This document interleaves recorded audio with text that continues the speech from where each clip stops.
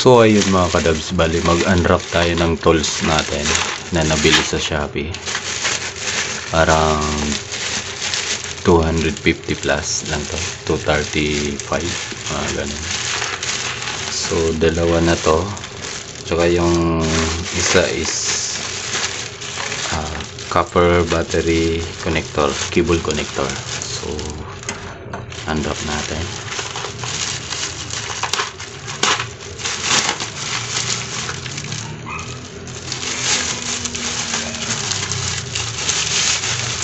So ito yung laman niya.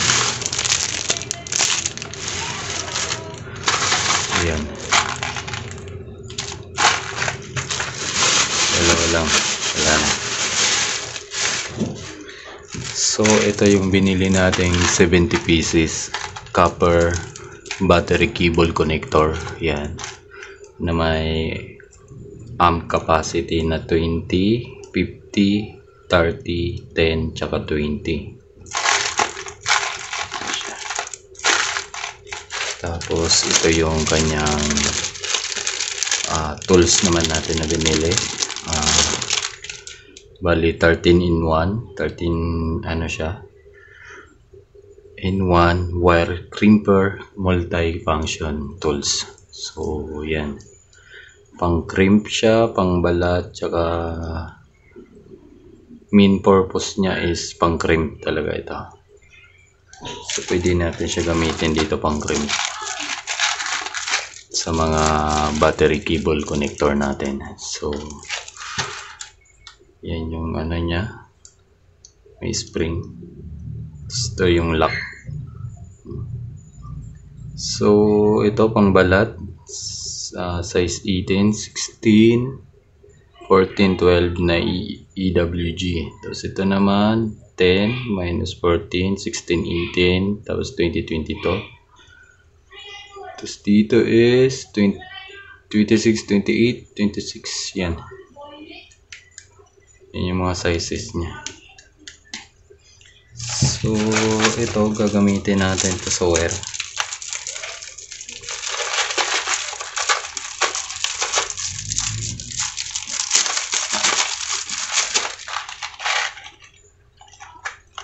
Ito sa copper na to.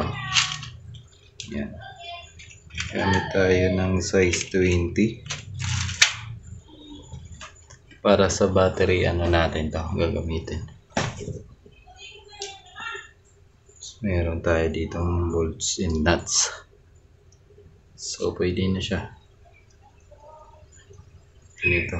Tapos lalagyan natin siya ng wire. Itong wire na to. So maganda tayo dito, example tayo. Pwede na rin yung 10 amp, 20 amp. Yan, pwede na rin to. Kasya,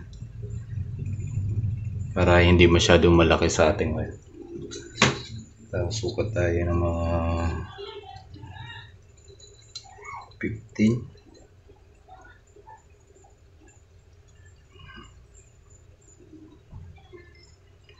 15. Tapos putulin natin. Ito magagamit natin dyan, no? Pangkat. Yan. Siya. So ayan, balatan natin. Ting lagpas lang.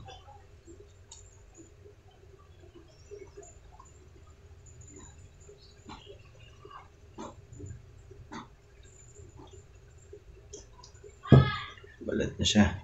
Yan, sunugin natin to, itong string tubing natin. So kung nagdadalawang isip kayo, hinangin nyo to para maging matibay pa. Pero sa tingin ko kasi na-press na din dito. Yan, may uka yan. Na-press na din dyan. Kaya pwede na yan. Hindi na siya mahatak. ginamit nating copper is 20 amp. Yan. Copper battery connector or cable connector. Yan. Tapos dito pangalawa 20 amp ulit. Tayo ulit ng isa pa.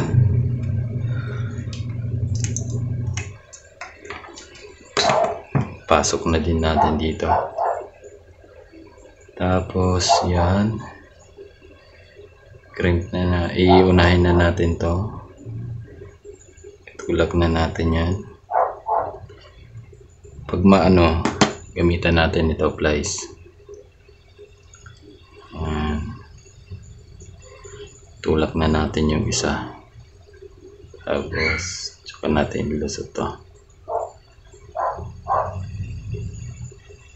Tulungan na din natin yan. Tapos tsaka natin ganito.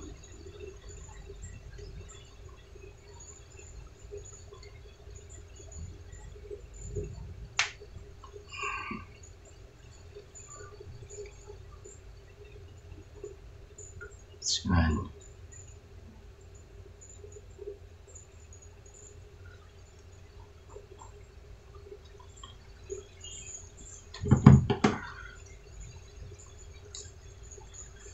So yan.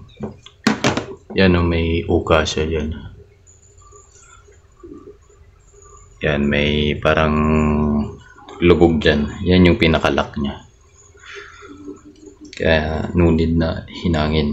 Yan. Tapos lalagyan pa natin itong tubing. Kaya goods na yan.